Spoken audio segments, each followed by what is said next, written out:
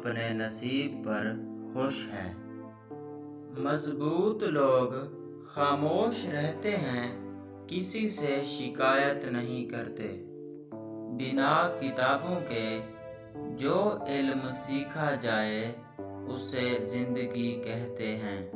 صبر کی ایک بات بہت اچھی ہے، جب آ جاتا ہے تو کسی کی طلب نہیں رہتی۔